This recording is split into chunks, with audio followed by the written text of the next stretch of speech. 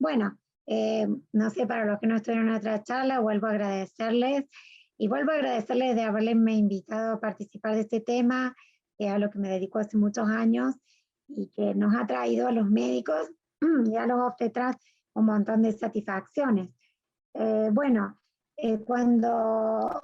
si uno revisara la literatura de antes de los 90 o de los 80, el embarazo en el lupus no solo no estaba recomendado, sino algunos colegas lo contraindicaban, y creo que a partir de la década de los 80 y los 90 hubo un cambio radical en esto, en donde el embarazo en el lupus no solo es posible, sino exitoso, y esto llevó a numerosas editoriales que decían en los papers Good News for the New Millennium, buenas noticias para este milenio, que realmente vino a traer un cambio en la calidad de vida de nuestros pacientes. Probablemente el avance en el tratamiento del lupus, el mayor conocimiento fisiopatogénico y el manejo multidisciplinario de esta entidad en el embarazo ha llevado a que podamos tener no solo embarazos posibles, sino también exitosos. Bueno, un punto importante en la planificación del embarazo es la planificación del mismo. Como recién mencioné, en las enfermedades autoinmunes es muy importante el tiempo en que el paciente se embaraza, o sea que la enfermedad esté inactiva, pero es importante también una pregunta, como dijimos recién, que nos va a hacer la paciente, que es la fertilidad. En general en el lupus la fertilidad no suele estar afectada, ya que hemos dejado de utilizar en estos últimos 20 años digamos, los tratamientos para nefritis con alta dosis de ciclofosfamida, y en general la fertilidad en recientes estudios no parece estar afectada. Pero es importante también que nosotros discutamos con el paciente el manejo farmacológico, el fenotipo de riesgo de las pacientes, sobre todo como vamos a ver en un minuto, los resultados obstétricos. También vamos a tratar de discutir cuál es uno de los desafíos clínicos que tenemos en el segundo trimestre, que suele ser tratar de diferenciar un brote lúpico versus preeclampsia y cómo lo tratamos, y tratar de también llevar un control clínico y obstétrico durante todo el embarazo. Cuando uno analiza las diferentes series de los factores de predicción clínica en la morbilidad materno y fetal, el brote lúpico en el embarazo se ha asociado en la mayoría de las series a tres cosas muy importantes: a que el paciente arranque con una SLEDAI más de 5, o sea, con actividad de la enfermedad; que el paciente tenga en el último año historia de 3 brotes previos, o sea, que no está marcando que la enfermedad está persistentemente activa; y el otro punto importante, que es el abandono en el tratamiento de la hidroxicloroquina. Y este punto lo voy a rescatar porque muchas veces los obstetras creen que la utilización, y muchos colegas también, es lo mismo que la cloroquina, y muchas veces lo suspenden a la hidroxicloroquina pensando que trae daño al bebé y la madre, y esto se ha demostrado que la hidroxicloroquina no solo previene los brotes de la enfermedad del lupus, sino que previene los brotes lúpicos en el embarazo, reduce la trombosis y, como vamos a ver a lo largo de la charla, reduce un montón de complicaciones obstétricas también asociadas al síndrome tifosfolípido. Y también previene el desarrollo de lupus neonatal en pacientes RO positivos. Otro punto importante es la nefritis lúpica previa, y este es un grupo junto con los que tienen hipertensión arterial, que va de la mano, o la presencia de anticuerpos antifosfolípidos de mayor riesgo. Por lo cual yo hoy me voy a referir, por el tiempo escaso que tenemos, a este grupo de nefritis lúpica, que son los que mayor brotes producen y actividad durante el embarazo, y luego nos vamos a referir al síndrome antifosfolípido. Ustedes saben que además el 30 o 40% de pacientes que tienen lupus tienen anticuerpos antifosfolípidos. Por esto es muy importante tener chequeado estos anticuerpos antes de la planificación del embarazo para poder iniciar profilaxis. Lo mismo que también la presencia de RO, para saber si vamos a tener que hacer un seguimiento en estas pacientes con ecocardiograma fetal desde la semana 16 a la 28, para la detección precoz de bloqueo cardíaco congénito o de miocardio. Ustedes saben que del 100% de pacientes que tienen Rho positivo, solamente un 1 o un 2% hace esta complicación de bloqueo cardíaco congénito en el niño, y es por esto que debemos hacer este screening de ecocardiograma cada 2 semanas, desde la semana 16 hasta la semana 28, y numerosos estudios retrospectivos han demostrado hoy que la hidroxicloroquina parece tener un efecto protector. Bueno, con respecto a la nefritis lúpica, que es el grupo de más riesgo, es muy importante que tengamos en cuenta un consejo sobre el tiempo, la necesidad del tiempo, del momento del embarazo. Sabemos que la nefritis lúpica necesita estar inactiva al menos 6 meses antes del momento de la concepción, y sabemos que la actividad del lupus y la nefritis lúpica activa es un factor independiente de actividad y de pronóstico fetal en el momento del embarazo, por lo cual nosotros le decimos a la paciente que es importante que esté inactiva al menos 6 meses antes del momento de la concepción. Y si el paciente tiene una nefritis activa, le tenemos que decir, usted va a poder tener su bebé, pero no ahora, necesitamos tener la enfermedad controlada. El otro punto importante es, algunos nefrólogos han propuesto, pero esto no es una práctica, digamos, extendida universalmente, hacer una biopsia en esos pacientes que tenemos una nefritis lúpica inactiva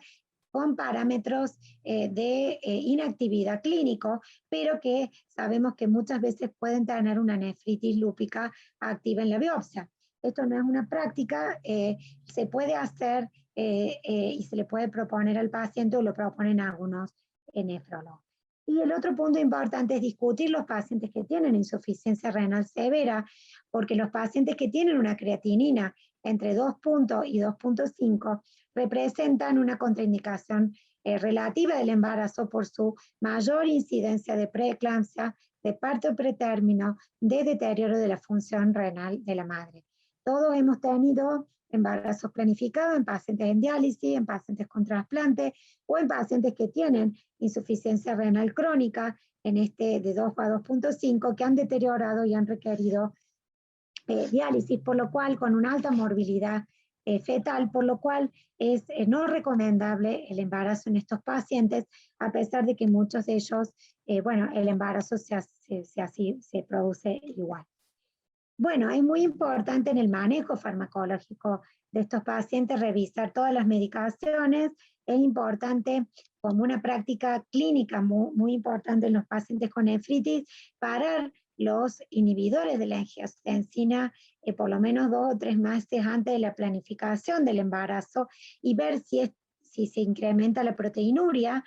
Y si se incrementa la proteinuria, hacer pedidos de solicitud de laboratorio inmunológico como DNA complemento y un sedimento para ver si hay otro parámetro de actividad además de la proteinuria, y en el caso de duda, realizar una biopsia renal para evaluar si este incremento de la proteinuria se produce por actividad de la enfermedad o por cronicidad, y por el otro lado también asegurarnos de que el paciente esté tomando medicación segura.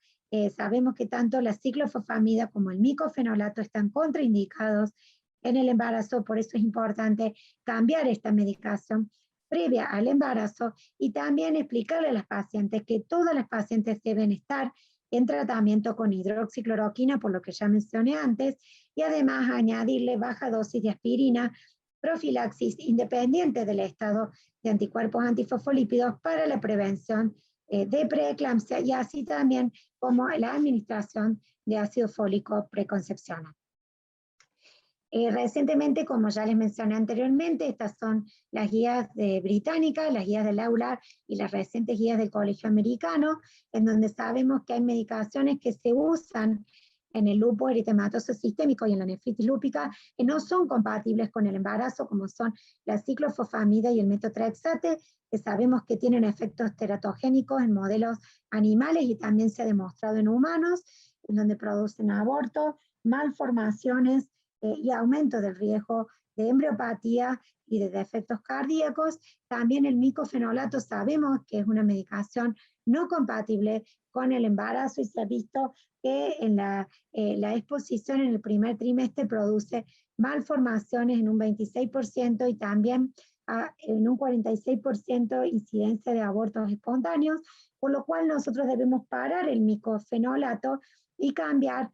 el switch a azatioprina 90 días antes de la concepción. Pero una de las preguntas que nos puede hacer el paciente es, doctora, si yo cambio el micofenolato por la azatioprina, ¿se puede reactivar mi enfermedad? Y esto ya lo vamos a ver en un minuto, en donde fíjense en este trabajo muy interesante publicado por el grupo de Schneider, en donde se evaluó cuál era el riesgo de desarrollar brotes renales o resultados adversos en el embarazo en pacientes con nefritis lúpica que estuviera inactiva, que se hubiera cambiado la azatioprina por el micofenolato en el momento de la concepción. Y este trabajo demuestra que reemplazar micofenolato con azatioprina en pacientes con nefritis lúpica inactiva raramente produce brotes renales y produce un pronóstico del embarazo favorable. Ahora, ¿cuáles son las medicaciones que sí puedo utilizar y son compatibles con el embarazo? Sobre todo si yo detecto un brote renal, que esto es muy importante en el embarazo, porque es muy importante detectar y tratar activamente el brote, es los esteroides, tanto en su forma oral como en pulso, la azatioprina, la hidroxicloroquina, pero también podemos añadir en casos de nefritis lúpica activa, tacrolimus o ciclosporina, como ya vamos a ver en unos minutos. Bueno, ¿cuáles son el resultado del embarazo en este grupo con nefritis, que es el grupo de más riesgo? Hay 3 estudios muy interesantes que han evaluado esto. Fíjense, esta es la revisión sistemática de nefritis lúpica del grupo de Smith, que demostró que los pacientes con nefritis pueden tener una mayor incidencia de preeclampsia de un 7.6%, también pueden tener mayor incidencia de parto pretérmino y también, sobre todo, de brotes de nefritis lúpica comparadas con pacientes sin nefritis. Lo mismo en este trabajo prospectivo de la doctora Moroni, que es una nefróloga italiana. Ella evaluó 71 pacientes con nefritis lúpica previa, donde encontró una tasa de incidencia de preeclampsia del 8% con un 19% de brotes. Pero uno de los estudios más interesantes que tenemos publicado recientemente es el estudio PROMISE, que es el grupo de la doctora Bayon, donde en este estudio se siguieron prospectivamente 385 embarazos en pacientes con lupus eritematoso sistémico, y este estudio tiene también una fortaleza que es la multietnicidad, que no ha sido evaluada en otros estudios, en donde en este estudio se demostró que los factores pronósticos de un obstétricos de mal pronóstico son la presencia de anticoagulante lúpico, tomar agentes antihipertensivos, o sea, requerimiento de antihipertensivos por hipertensión arterial, tener una evaluación del médico de actividad alta, tener bajo recuento de plaquetas y bajo complemento, pero también, esto es muy importante, que los pacientes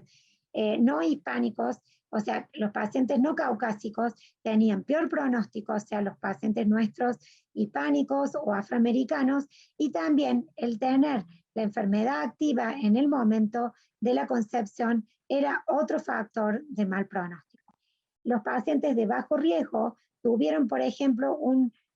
resultado obstétrico adverso solo del 7%, a comparación de las pacientes no caucásicas, o sea, que eran hispanas o afroamericanas y que tenían la presencia de anticoagulante lúpico, que tuvieron un resultado obstétrico adverso de más del 58%.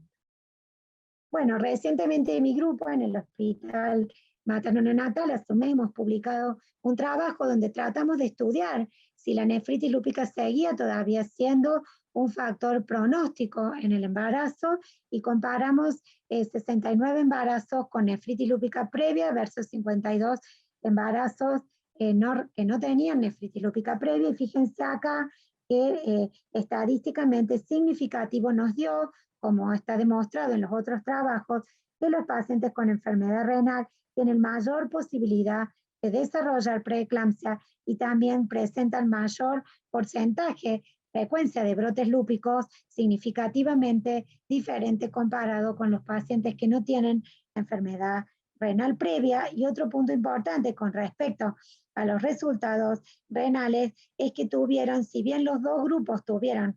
un porcentaje de nacidos vivos de más del 90%, los pacientes con enfermedad renal tuvieron mayor porcentaje de pequeños para la edad gestacional y mayor muerte fetal, aunque no fue estadísticamente significativa en nuestra serie.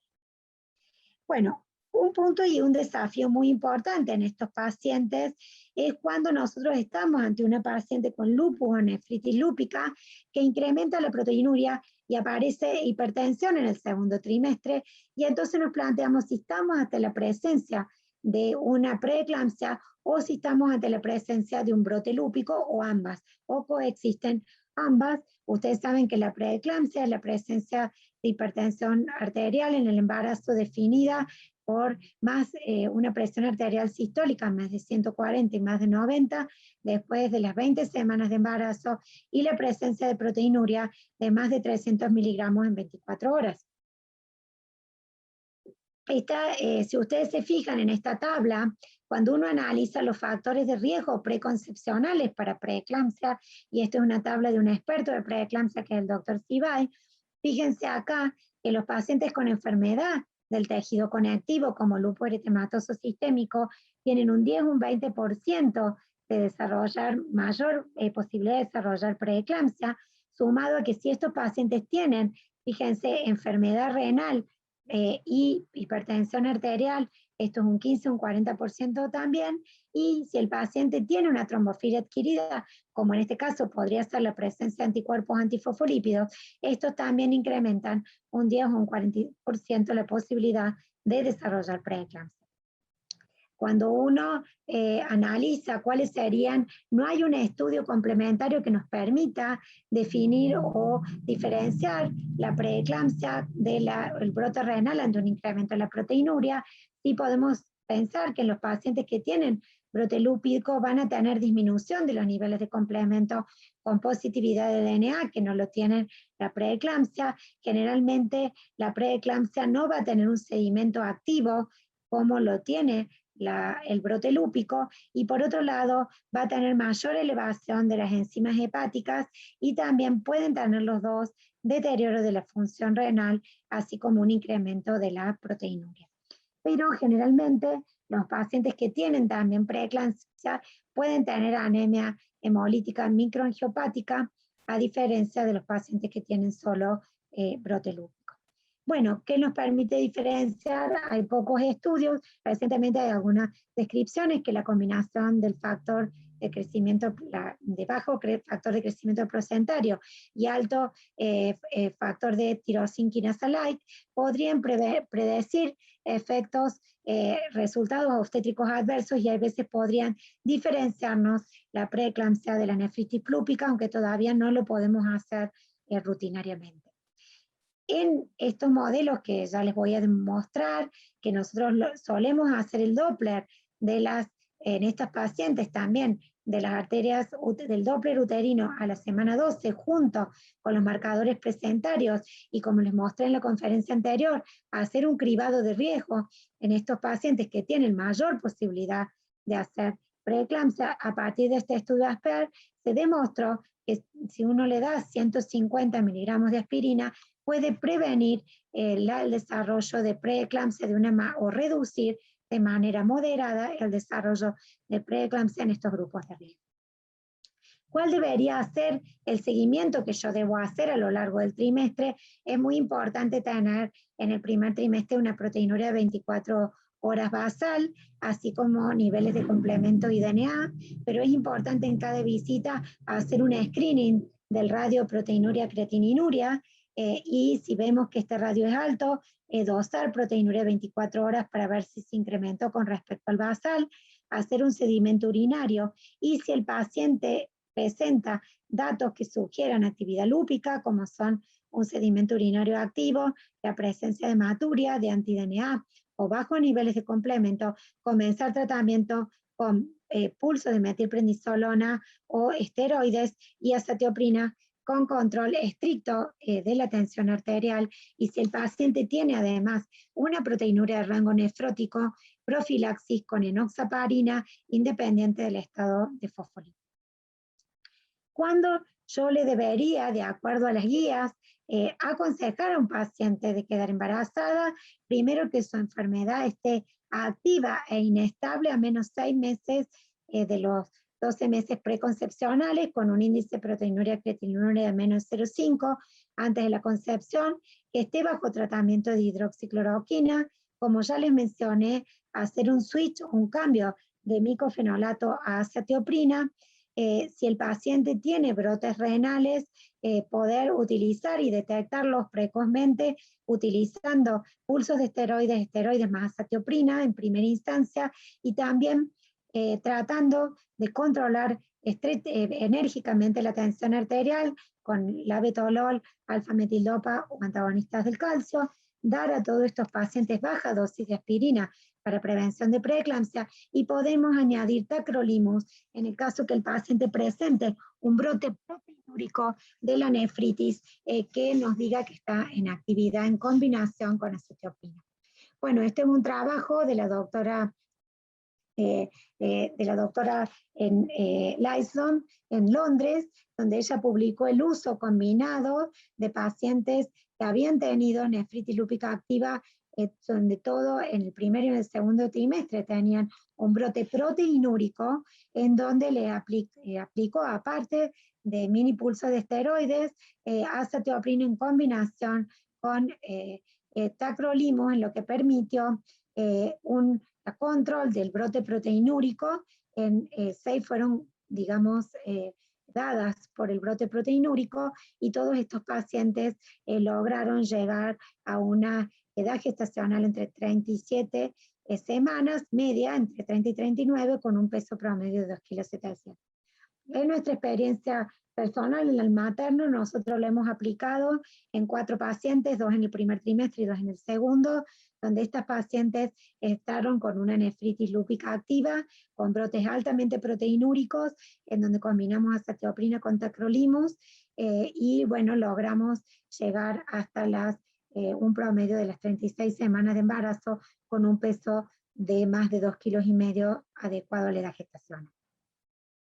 Bueno, el otro punto importante a lo que me voy a referir en la segunda parte de la charla es el síndrome antifosfolípido. Por un lado, sabemos que los pacientes con lupus, un 30 o un 40% de ellos pueden tener anticuerpos antifosfolípidos, pero también podemos tener pacientes que tienen síndrome antifosfolípido primario no asociado a enfermedad autoinmune, y sabemos que dentro de los criterios clínicos, uno de los criterios más importantes son las complicaciones obstétricas, con la presencia de más de 3 abortos consecutivos de menos de 10 semanas, la presencia de más de una muerte fetal de más de 10 semanas, o la presencia de un nacimiento prematuro antes de la semana 34 por preeclampsia o insuficiencia placentaria.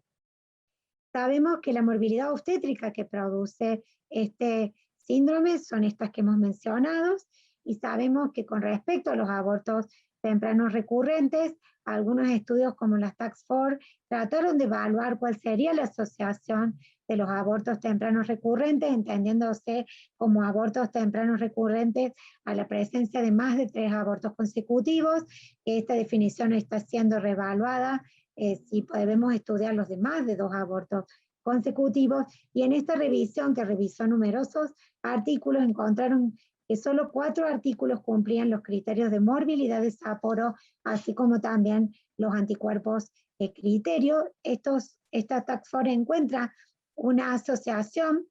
positiva de anticuerpos antifosfolípidos con la presencia de abortos tempranos recurrentes, pero también necesitamos estudios con centralización del laboratorio y definición de las pérdidas, y hay veces tenemos estos grises que no está claro qué pasa con estos pacientes que tienen 2 abortos repetidos con bajos títulos, o pacientes sanas que se les chequeó anticuerpos antifosfolípidos por un aborto ocasional, y en donde hay veces podemos nombrar a estas pacientes con embarazo de alto riesgo cuando en realidad no lo son. Bueno, hay un trabajo muy interesante que se está llevando a cabo, que es un trial randomizado controlado, que es el Apple Trial, que probablemente más allá de su trial terapéutico, que está tratando de comparar aspirina versus aspirina más heparina bajo peso, en pacientes que tienen más de 2 pérdidas tempranas consecutivas y tienen un perfil de alto riesgo de anticuerpos antifosfolípidos, es importante porque nos va a dar las respuestas con respecto a esto que mencionábamos de las 2 pérdidas consecutivas. El otro manifestación obstétrica y clínica muy importante es el aborto, es la muerte fetal, perdón, que esto sí tiene una fuerte asociación, tiene un 50% de asociación con anticuerpos antifosfolípidos. En general, la muerte fetal en el síndrome antifosfolípido va asociada a retardo de crecimiento intrauterino, que es la expresión de la insuficiencia placentaria. Lo que sí no está claro qué pasa con estos pacientes que tienen muerte fetal y bajos títulos de anticuerpos, y en este punto sí siempre tenemos que revalorizar el evento obstétrico para el tratamiento. ¿Y qué pasa en estos pacientes que tienen muerte fetal sin insuficiencia placentaria? Y en esto es muy importante tener claro que el paciente haya sido un feto morfológicamente normal, documentado por ecografía o anatomía patológica. El otro punto importante es los anticuerpos antifosfolípidos de la preeclampsia. ¿Qué pasa en estos pacientes? Se ha visto que hay una mayor frecuencia de estos anticuerpos en pacientes con preeclampsia en formas tempranas y severas. Un 20% de formas severas de preeclampsia tienen estos anticuerpos y hay una asociación entre anticuerpos antifosfolípidos también y preeclampsia temprana y severa. Recientemente el grupo del Dr. Ware Branch ha estudiado un estudio de casos controlados en pacientes de anticuerpos antifosfolípidos, en pacientes que tenían preeclampsia severa y retardo de crecimiento, que esto le llamó PREPI, y él estudió 148 pacientes con PREPI versus 148 controles, donde los estudió anticuerpos antifosfolípidos criterios, o sea, anticoagulante lúpico, anticardiolipina IgG y GEM y antibeta 2, y encontró que el 11% de los pacientes que tenían PREPI tenían anticuerpos antifosfolípidos versus un 1.4 de los controles, y en estos pacientes que tenían anticuerpos antifosfolípidos, 76% tenían anticoagulante lúpico, 41% anticardiolipinas y 24% antibeta 2. Las TAT4 también concluyeron que hay una asociación entre anticuerpos antifosfolípidos y preeclampsia. La mayoría de estas son basadas en estudios de casos controlados y se necesitan estudios a largo plazo bien diseñados para poder documentar esto. Ahora, ¿cuáles serían los factores de riesgo para mal pronóstico en los embarazos en SAF? Esto es muy importante, que lo mismo que nos pasa en el SAF trombótico, el perfil de anticuerpos de alta positividad, de alto perfil de fosfolípido, que es la presencia de lupus anticoagulante o la presencia de triple positividad anticuerpos, como es la presencia de lupus anticoagulante, anticardiolipina, IgG e IgM. La presencia de historia de trombosis o de tromboembolismo también le añade morbilidad. La presencia de lupus eritematoso sistémico y las nuevas especificidades como son los anticuerpos antidomino 1 o los anticuerpos antiprotrombina fosfatilcerina, que algunos estudios han demostrado una asociación con eventos obstétricos adversos. Pero también es importante remarcar que hay veces hay algunas manifestaciones que son consideradas no criterios, como son la presencia de 2 abortos no explicados, o la presencia de 3 abortos no explicados, o el desprendimiento placentario, la preeclampsia tardía, o pacientes que tienen criterios clínicos, pero no logran criterios, no tienen criterios de laboratorio como son bajos títulos de anticuerpos. Y esto quiero aclarar que recientemente el grupo del IJ, del grupo europeo, ha comparado pacientes que tenían criterios obstétricos de SAF versus SAF obstétrico no criterio, y ambos grupos recibieron tratamiento teniendo resultados equiparables en los SAF no criterio, y planteando que probablemente los bajos títulos en el SAF obstétrico podrían tener otra significancia. Estos estudios es prematuro sacar una conclusión y probablemente deban tener que ser demostrados en estudios a largo plazo.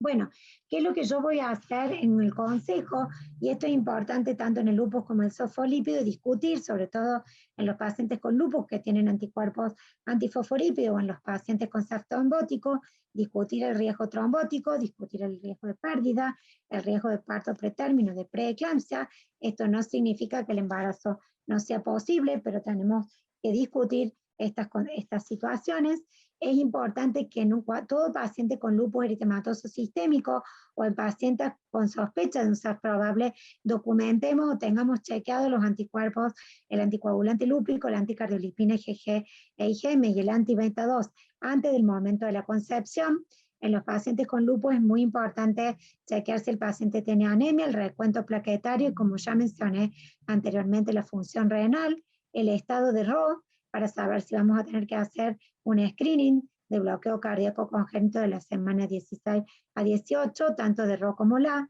pero esto es fundamental, que esto debe ser manejado por un equipo multidisciplinario donde esté un obstetra, un reumatólogo, un nefrólogo y también un hematólogo. Todos deberíamos hacer una ecografía de primer trimestre por si debemos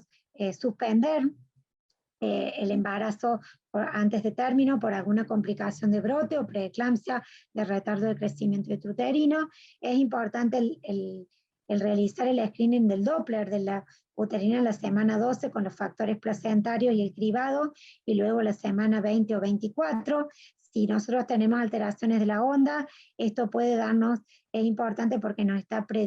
es un factor de riesgo predictivo para preeclampsia y retardo, por lo cual deberíamos hacer un control de seguimiento de la curva de crecimiento cada 2 o 3 semanas, y es importante el seguimiento del bienestar fetal con el Doppler a partir de las 30 semanas de la arteria umbilical y de la cerebral media, y un estricto control de la tensión arterial. El rol de estos biomarcadores que les mencioné antes y del Doppler a la semana 12 ya ha sido documentado por el grupo de María Galindo en España y otros grupos como screening para la preeclampsia. Bueno, ¿cuál sería el tratamiento que vamos a hacer en el síndrome antifosfolípido? Bueno, nosotros tenemos varios grupos: los pacientes que tienen morbilidad obstétrica previa sola, los pacientes que tienen morbilidad obstétrica o trombosis, o los pacientes, como vimos recién, de alto riesgo y que son refractarios a pesar del tratamiento con aspirina y heparina. 3 guías recientes, que son las guías europeas, las guías de reumatología clínica y las guías americanas, han dado algunas recomendaciones para el tratamiento del SAF obstétrico. Nosotros sabemos que la pérdida del embarazo recurrente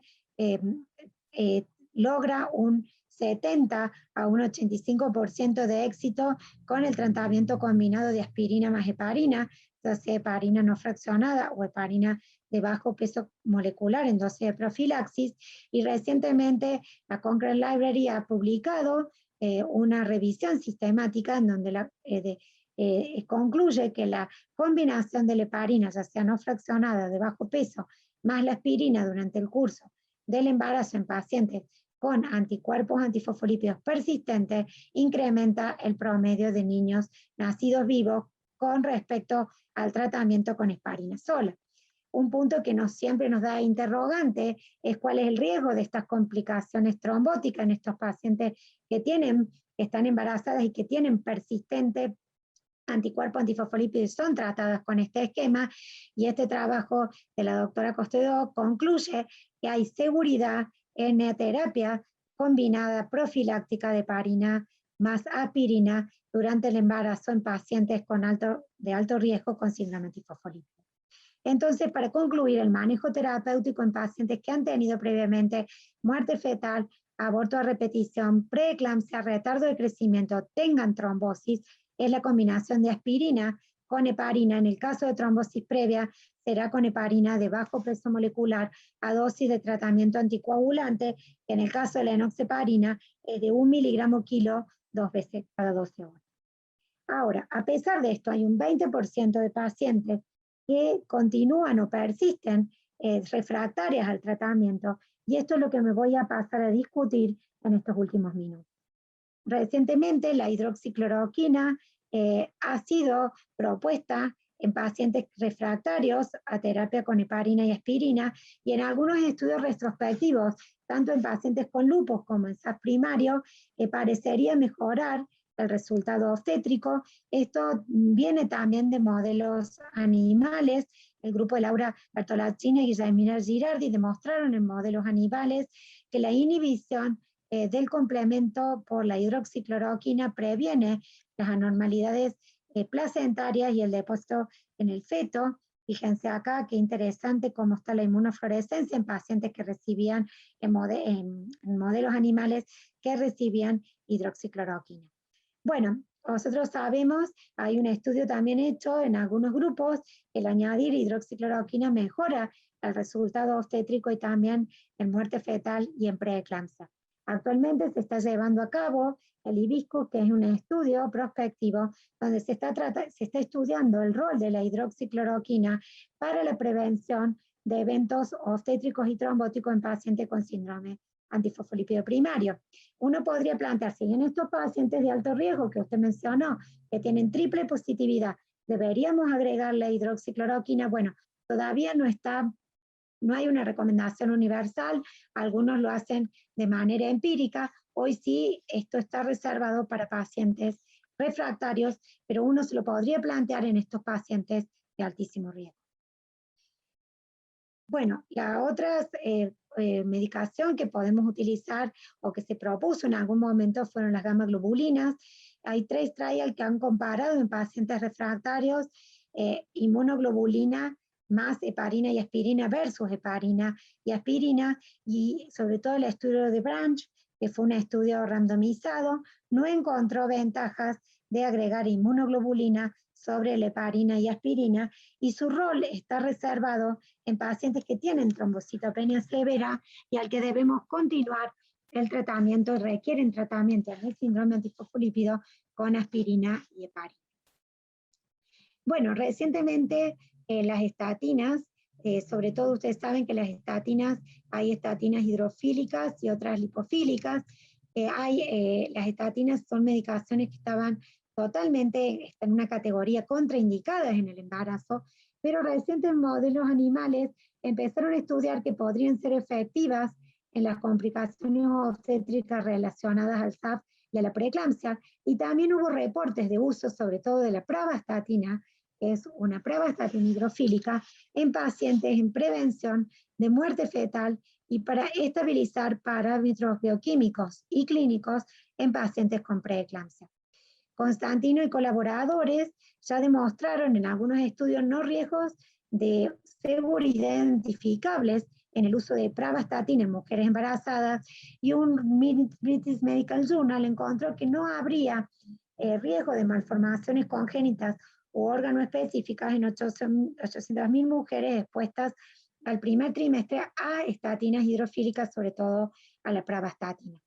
Bueno, recientemente el grupo de Guillermina Girardi evaluó pacientes que tenían síndrome antifosfolípido con antecedentes de preeclampsia severa con disfunción orgánica, que ya habían recibido en su embarazo anterior heparina y aspirina. Este grupo de pacientes recibió heparina y aspirina y empezó el tratamiento con pravastatina cuando comenzó con la clínica de preeclampsia, fíjense acá, entre las 22 y 30 semanas, estabilizando los parámetros bioquímicos, los parámetros de tensión arterial y logrando un parto entre las 35 y 38 semanas con un peso estimado en los fetos de 2 a 2.700. Nosotros en Argentina no tenemos pravastatina, no sé si lo tienen en Chile. Sí, ahora actualmente se está llevando un trial con otra estatina hidrofílica, que es la rosuvastatina, en preeclampsia, para ver si es efectiva y para evaluar su eficacia sobre todo y seguridad. También Guillermina Girardi en modelos animales ha publicado recientemente este trabajo, donde en modelos animales demuestra que la triple terapia con pravastatina, heparina de bajo peso molecular y aspirina mejoraría la hemodinamia placentaria y los resultados obstétricos en mujeres con síndrome antifosfolípido en animales a través de un mecanismo dependiente de la opción. Bueno, también la terapia anti-TNF fue el grupo de ALIJ, el grupo europeo, estudió, ustedes saben que el TNF tiene un rol importantísimo en la implantación placentaria, y entonces ellos estudiaron primeramente en un grupo de pacientes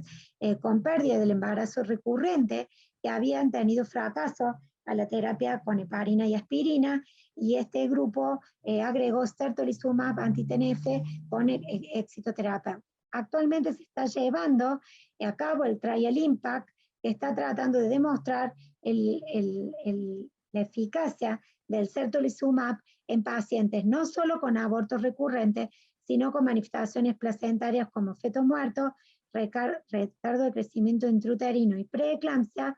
comparadas con el tratamiento convencional y que hubieran sido refractarias a este tratamiento como la heparina y la aspirina. Bueno, como conclusión, hoy podríamos decir que las mujeres con lupus pueden tener embarazos seguros y exitosos, que la planificación antes del embarazo es fundamental para poder identificar pacientes de alto riesgo y para el tratamiento con medicaciones seguras, que este diagnóstico temprano que permite de los brotes diferenciar también preeclampsia y brotes, pero también permite tratarlos a estos brotes o poder lograr una intervención adecuada durante el embarazo, que estas pacientes requieren un monitoreo fetal y materno de un seguimiento de alto riesgo y que el equipo multidisciplinario es esencial en este seguimiento. Con respecto al SAF,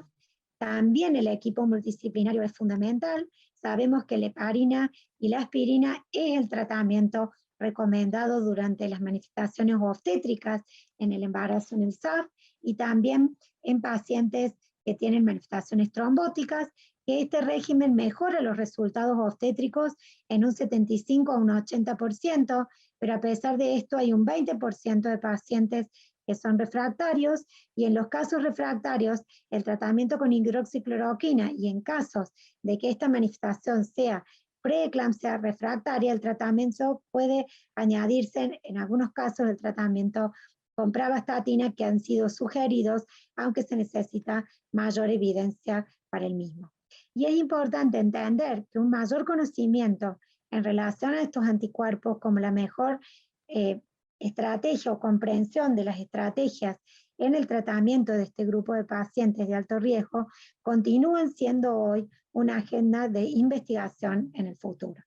Bueno, yo quiero invitarlos a todos los presentes al 17 Congreso de Anticuerpos Antifosfolípidos, que tuve el honor de que Córdoba, mi ciudad, y yo y el doctor Ponestel seamos designados los chairman de este congreso, que se va a realizar del 11 al 14 de mayo del 2022 en Córdoba, Argentina, y que los esperamos, que va a tener una modalidad híbrida y que, bueno, pero los esperamos presencial y esperemos que la pandemia nos deje, y que va a ser también auspiciado por la Sociedad Argentina de Reumatología, y que vamos a tener un pre-congreso de 10 topics a los cuales todos ustedes están invitados. Muchas gracias por su atención y estoy abierta a las preguntas.